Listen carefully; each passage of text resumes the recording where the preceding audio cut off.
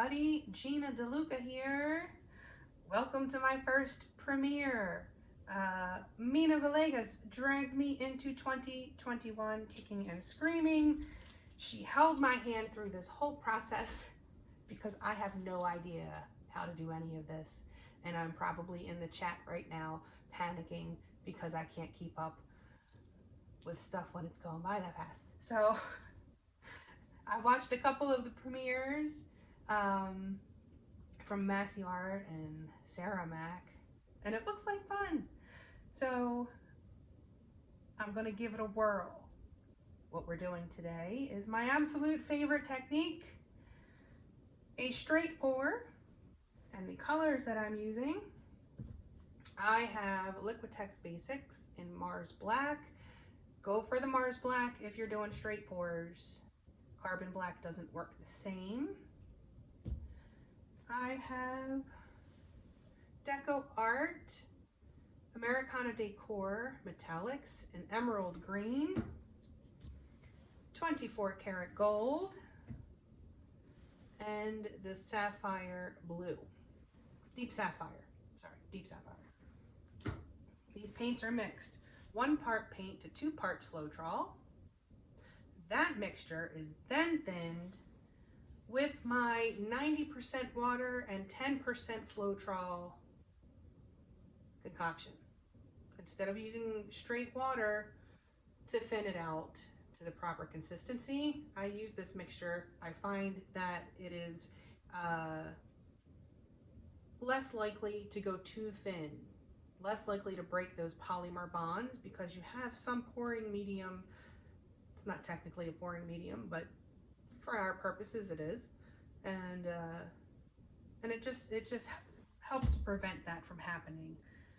Before we get started, have you seen the Fluid Art inspiration cards? If you have, just fast forward about a minute, unless you're watching the live, and then you have to watch this whole minute. Captive audience in a premiere. What we have are 52 cards. There are 42 technique cards, and each technique card has a picture of the technique, the video that goes along with this picture that gives you the how-to, everything that you need to know, paint brands, colors, consistency. And then there's a color palette here at the bottom. And then these 2 boxes can be used together as a 2-color pour, or the basis of another pour, and then this box has a little tip for that particular technique. There are also 8 bonus color palette cards. Each card has 5 color palettes. You can use all of the colors or just some of them, and then you can mix and match the cards. You can pick 1 card for a technique and 1 for a color palette, or pick a technique and then a palette from here.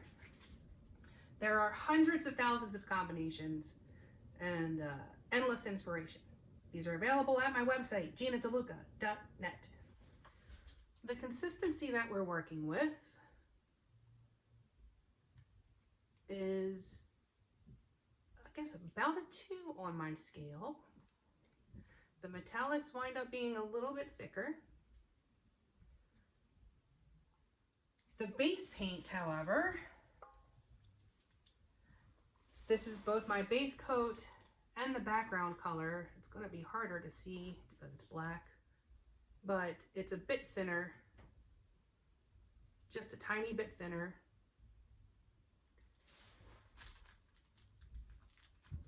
Tiny bit thinner. If you go very thin, you can wind up with dendrites and like crazy looking cells. That's not a terrible thing. You can get some really cool effects when you play around with the consistencies. Perhaps I'll do a video on that soon. Show what happens. You can see I painted my edges first. I always do this on a straight pour. Not a terrible idea for all pours, really. Just to make sure that my edges get covered, because straight pours are on the thin side and can leave some canvas exposed. But even if you're working with silicone, doing flip cups and the silicone gets on your white canvas and pushes paint away, then you have white canvas showing. If you paint it first, then I would paint the whole thing. If it goes down to the canvas, you're not exposing white, you're exposing your base color. Just another pro tip there. All right, I'm going to lay down my base coat. And in this particular piece, I'm going to be using a little less of my cell maker than usual and more of my background color, because I want to keep some of that black. These paints can really take over a painting in a big way. They are very aggressive cell makers. So I'm going to try to use a bit less of them and see if we can keep some of that black for that beautiful contrast, especially with metallics. Black paint and metallics go together like peanut butter and chocolate. All right, my base coat is down and we're going to put some paint in a cup. All right, I'm going to do some black first, and I'm going to reserve some because I will be adding more. And it looked like there was just a glop of something.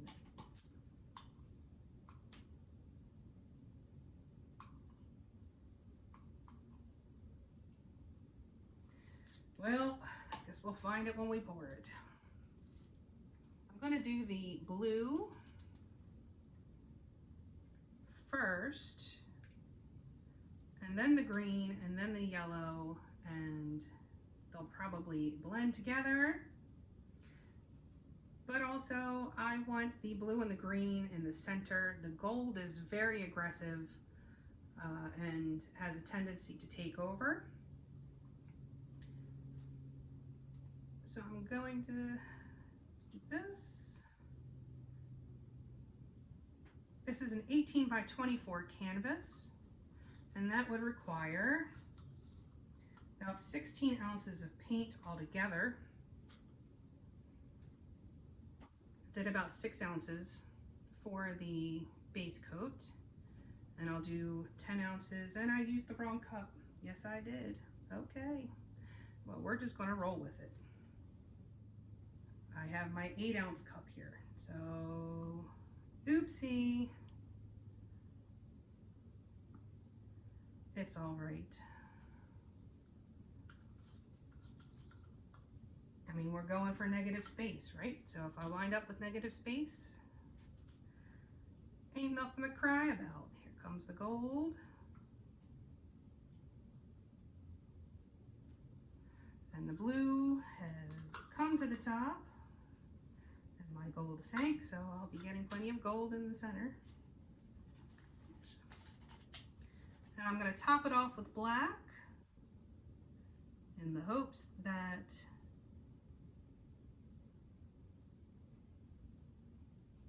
the adding black will give me some more negative space. And it turns out I didn't reserve enough black for 10 ounces anywho. Wow. Well, this is when you just go with it. It looks very peacocky in the cup. Pretty cool. Well, it's gorgeous in the cup. Let's make a mess, shall we?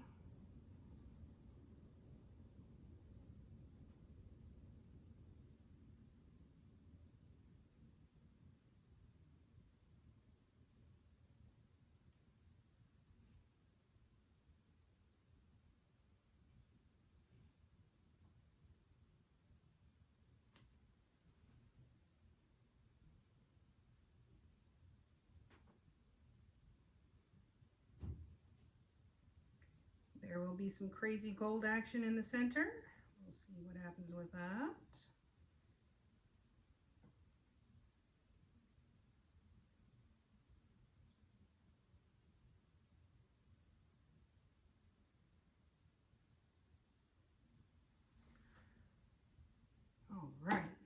10 on the dismount.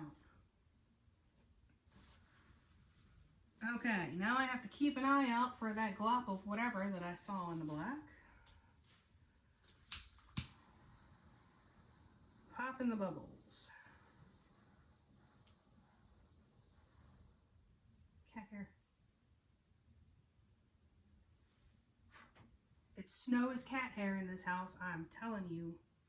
I do not joke about that. Since I'm short on paint, definitely using the corner catcher this time.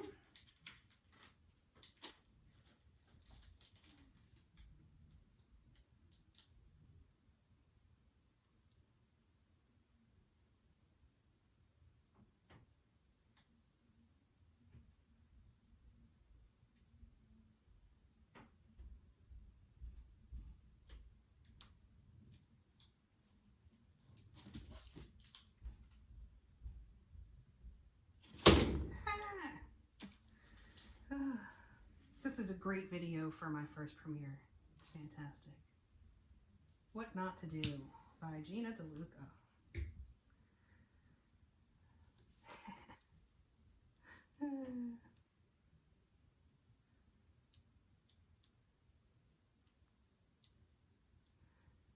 All right, I'm gonna hit this corner.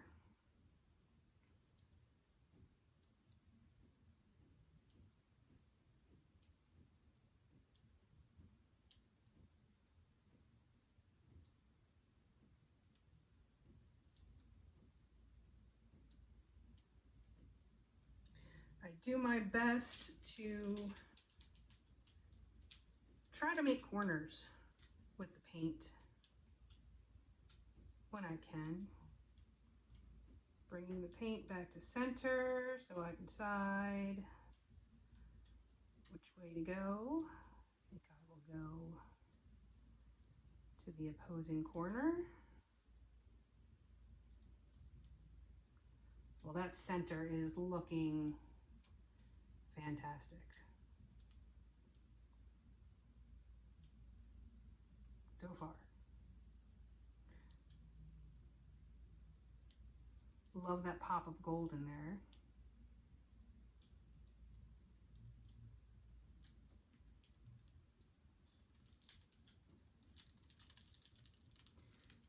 The large canvas was a request from Mina. She wanted to see a big canvas. When I'm testing products, I use small canvases. Usually because they, it's not really enough to do big canvases, and I like to try to do several experiments.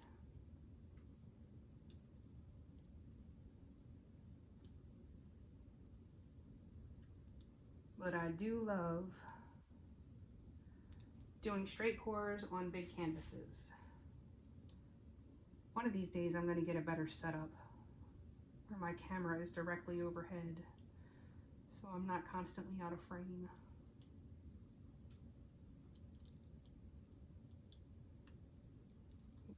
See the glove. I think I see the glove. Maybe I don't. Thought I did.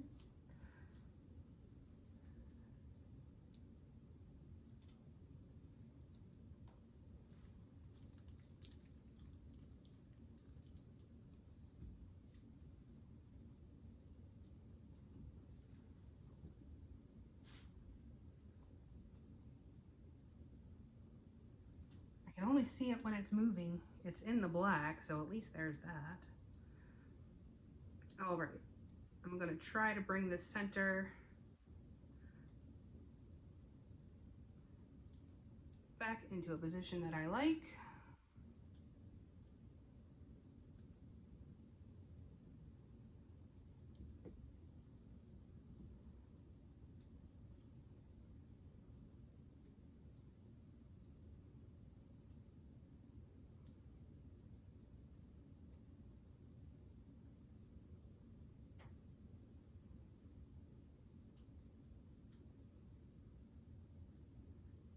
I want to tighten up that spiral just a little bit.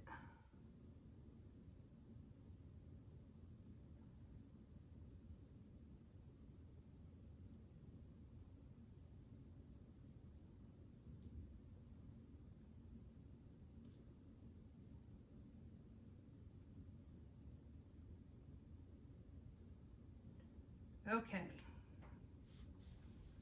I'm going to leave this alone. I'm going to let the paints do what they do. I suspect there will be some more cells popping up, but hopefully I will be keeping some of that black. Fingers crossed on that. Because I love the contrast between that gold and the black. And the cells that are appearing next to it, let me wipe my hands so I don't drip on the painting and ruin it. These cells, I love that. I love when they blend together like that. It has such a cool 3D effect.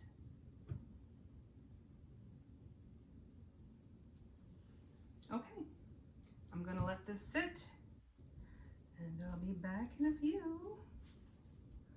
Okay, here it is. Let's see, I got some beautiful pop-up cells. Sarah Mack coined the term for me, ombre cells. If you can see, there's the gold and the green, and that goes into the gold and the blue. The interesting thing is, you'll notice, usually the gold really takes over these paintings, but it's much more delicate in this one. But it is the gold that is attaching to the blue and the green and bringing it up in those pop-up cells. They all have a gold sheen to them. Less so here, but pretty much everywhere else the gold is mixed in. And look at this section, that is so cool. It looks so 3D. I love when the metallics blend and create cells. That is just like one of my favorite things. A couple of little green lone soldiers over here.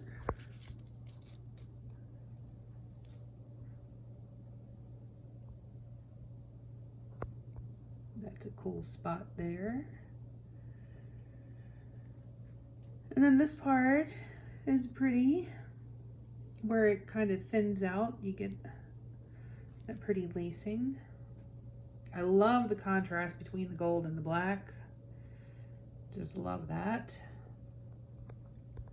And I like how the bottom section is that metallic blue, and then you have all those cells that blend into the black. It just kind of creates this cool barrier. I'm really happy with how this piece turned out, considering I dropped it and I didn't make enough paint and I used the wrong cup. But using the wrong cup wasn't such a big deal if I used a smaller cup because I didn't make enough paint. But that would be why this area is stretched so much, because I really had to stretch that paint out. And in the amount of time it took for it to dry that much, I think I've developed a cold that fast since like 4 hours ago. Complete with fever. Yay! I don't think it's the Rona. I think it's just a sinus thing. I can still taste everything. But there we go. I hope y'all enjoyed. I hope you were entertained, at least amused with all the mishaps. And thank you for those who joined me on my very first premiere. I'm sure I had fun. Yeah. So check out the description box below for links to my PayPal tip jar if you feel so inclined. My Amazon store, most of the things that I use, you will find in my Amazon store And even if it's not in my store, anything that you purchase off the entire site of Amazon, I receive a small commission at no additional cost to you. The link to my website, GinaDeLuca.net, where you can find my art and music and the fluid art inspiration cards for sale. And last but certainly not least, if you are not already a part of our Facebook group, Go Make Some Art, head on over there and join us and post your masterpieces. Ask your questions, get some inspiration. It's a fun little joint. But yeah, I think that's it. All right. I do hope that you have a beautiful day. Now go make some art.